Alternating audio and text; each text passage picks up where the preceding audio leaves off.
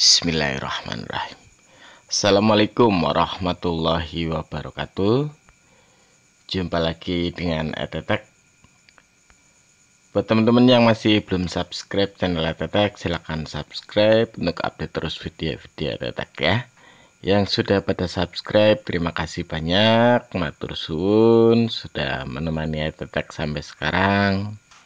Sudah bareng-bareng saya belajar bareng tentang saham, meski sayanya dari kampung.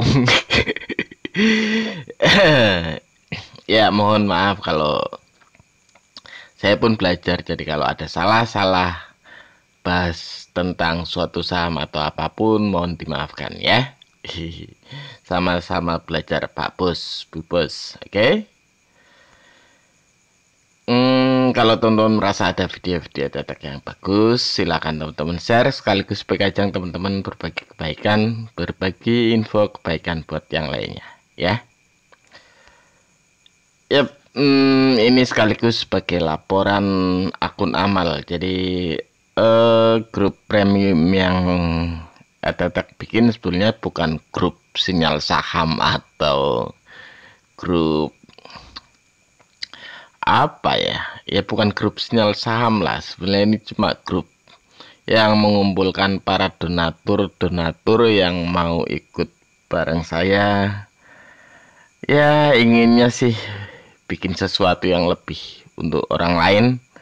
Mudah-mudahan saja bisa terlaksana. Ini sekaligus bagi laporan.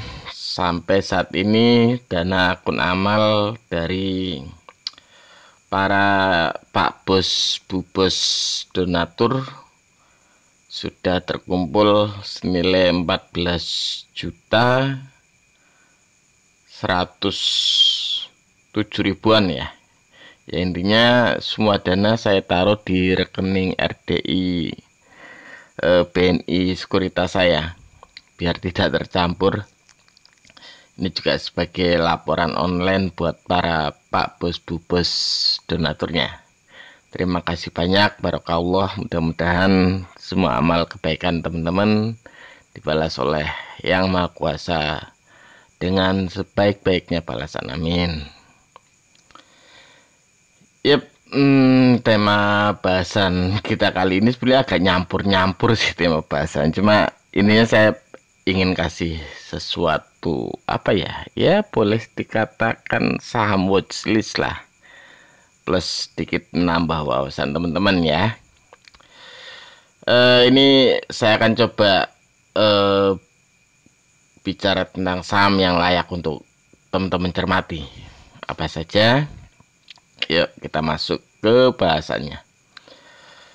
Dalam bahasan kali ini saya akan pakai screener yang ada di iPod versi baru. Jadi kalau sebenarnya di iPod versi lama juga ada screenernya, cuma saya lebih enjoy untuk pakai screener yang ada di iPod yang baru. Lebih enak sih kalau menurut saya, untuk memudahkan pencarian saham yang berkualitas tanpa harus milah satu-satu. Memilah satu persatu kan ada sekitaran hampir 700 lebih ya jumlah saham yang ada di IDX. Jadi kalau milah satu-satu kayaknya akan repot.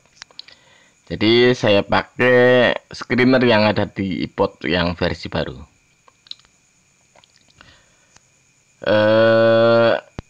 Ini kriteria yang saya pakai untuk screeningnya. Jadi market capnya saya setting lebih besar sama dengan 1000 miliar. 1000 B itu 1000 miliar. Jadi karena market capnya di atas 1000 miliar, saya harap cukup liquid.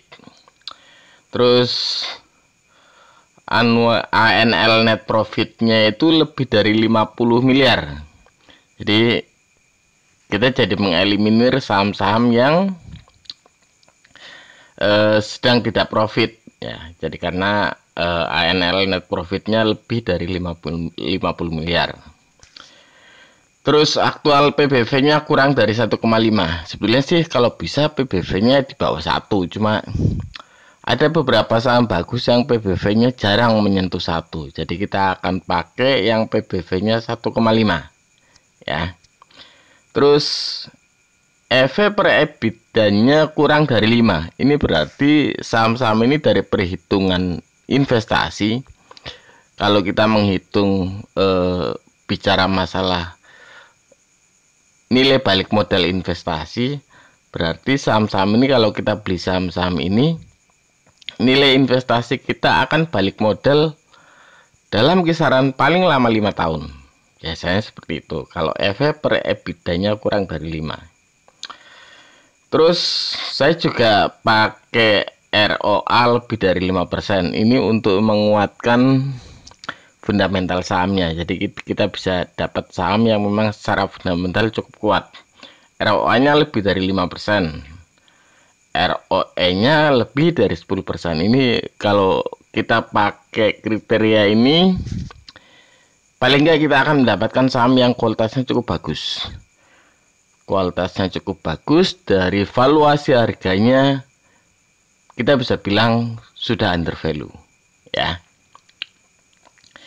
Dari kriteria ini terus kita coba screening pakai iPod. Hasilnya seperti ini. Ya, hasilnya seperti ini. Yap, kita dapat 6 saham dari kriteria yang kita pakai tersebut.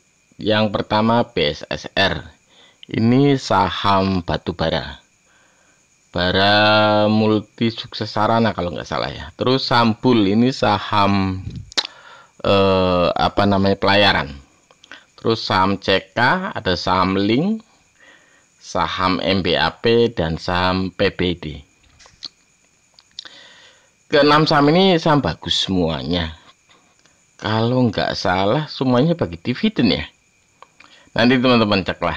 Intinya ini saham, silakan nanti teman-teman cek detailnya pakai RT Bisnis. Coba cek di bagian case statistiknya, coba cermati.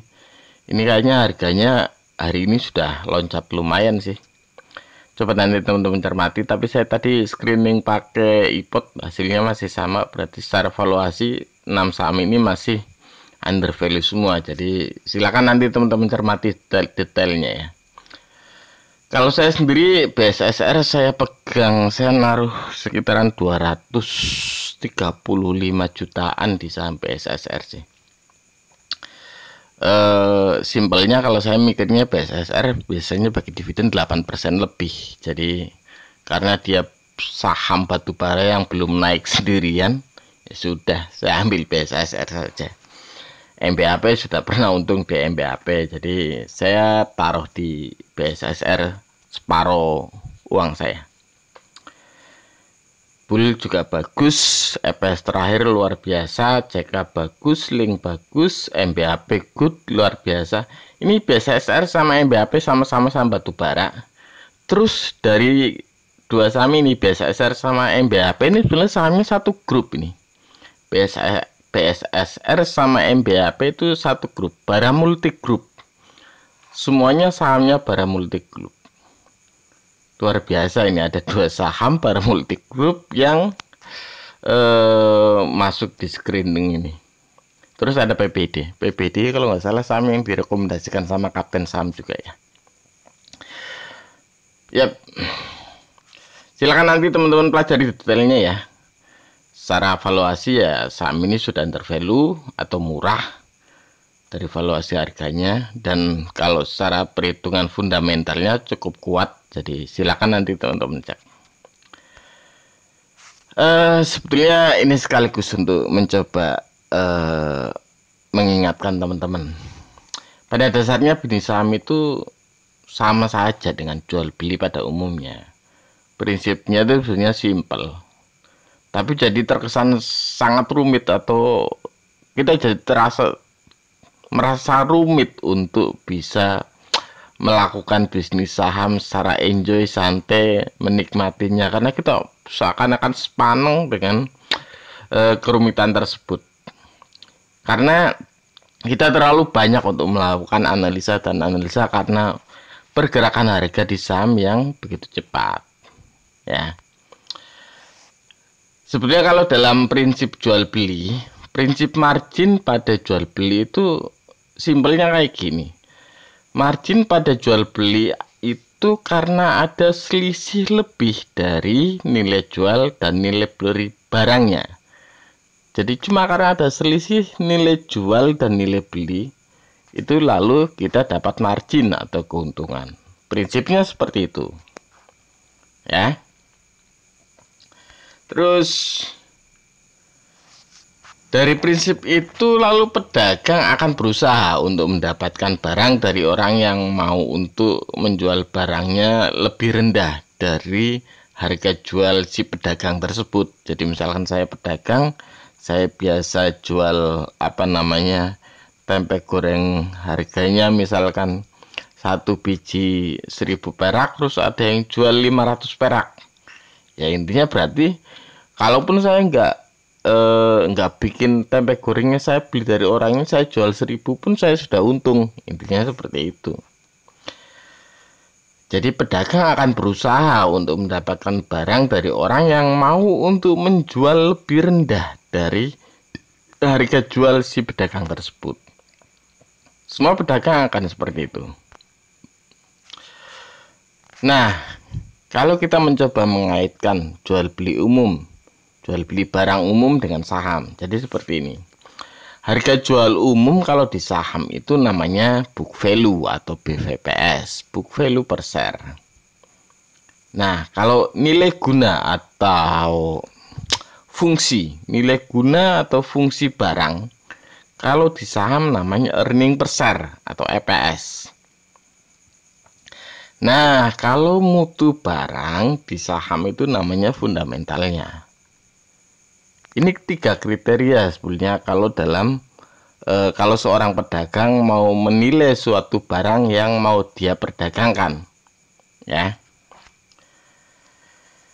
Seorang pedagang akan dengan mudah paham kalau barang dijual murah cukup dengan mencoba untuk melihat ketiga kriteria tadi.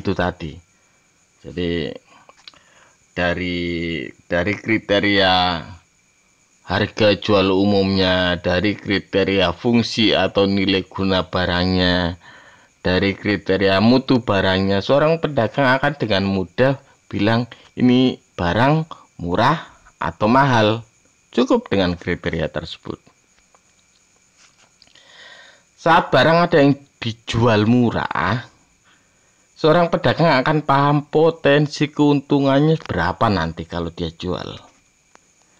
Dia paham banget, wah si Ono jual barang seharga segini, 500 perak misalkan.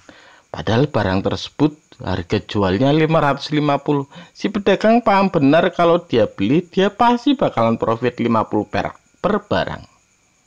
Kan seperti itu. Dan pedagang tidak akan pernah panik intinya saat ada yang menawar harga barangnya di bawah harga jualnya dia. Mereka pasti tidak akan panik. Itu kalau prinsip seorang pedagang, ya kan? Tidak ada pedagang yang jualan terus ditawar lebih rendah dari harga jualnya dan dia belum profit terus dia mau jual. Itu berarti sebenarnya dia bukan pedagang. Intinya dia sebenarnya tidak sedang berdagang, ya. Nah, pedagang paham bahwa cukup dengan sabar ya. Cukup dengan sabar pasti dagangan mereka pun akan ludes terjual. Karena mereka paham, dia paham bahwa jualan mereka pun mereka patok di harga wajar. Kalau mereka menjual barang mereka di harga wajar, ya akan sangat mungkin barang mereka pasti laku terjual. Karena pasti ada orang yang mau pasti ada pedagang lain yang menjual di harga lebih tinggi dari harga wajarnya. Nah, masyarakat pasti akan menilai suatu barang kalau memang masih di harga wajarnya, mereka pasti akan dengan santai mau untuk membeli barangnya pada suatu waktu. Dan pedagang paham bahwa dia cuma butuh sabar sampai barang dagangan mereka ludes terjual. ya kan? Sesimpel itu saja, dan aslinya tidak rumit. So kadang ada yang chat saya bahwa kok kalau Pak Rudi bilangnya saham itu sederhana, caranya simpel, sesimpel itu. Padahal hampir kebanyakan orang banyak ilmu saham ini itu apa segala macam begitu rumit. Ya sebetulnya kalau kita mau bikin rumit ya kita bisa rumit sendiri, bisa pusing sendiri. Kalau kita mau dibikin simpel juga bisa simpel juga. Terserah teman-teman mau pakai cara yang rumit atau mau pakai cara yang simpel. Prinsipnya satu, bahwa analisa apapun yang teman-teman lakukan itu cuma memiliki 10% potensi untuk mendulang keuntungan teman-teman. 90% potensi untuk mendulang keuntungan di bisnis saham justru ada pada kesabaran teman-teman. Ya kan? Nah, itu tadi. Kuncinya cuma satu, sabar. Sabar dan sukses pasti akan Anda dapatkan. Itu makanya bolak-balik saya bilang, ingat, 90% kunci sukses di saham itu adalah kesabaran. Masih akan lebih cuan orang bodoh yang kebetulan dikasih saham bagus dan dia mau sabar daripada orang pinter yang tidak mau sabar kalau di bisnis saham, ya. Yap, itu saja. Nanti terlalu panjang. Terima kasih banyak sudah menonton. Kita jumpa lagi lain waktu saja ya. Terima kasih banyak. Wassalamualaikum warahmatullahi wabarakatuh.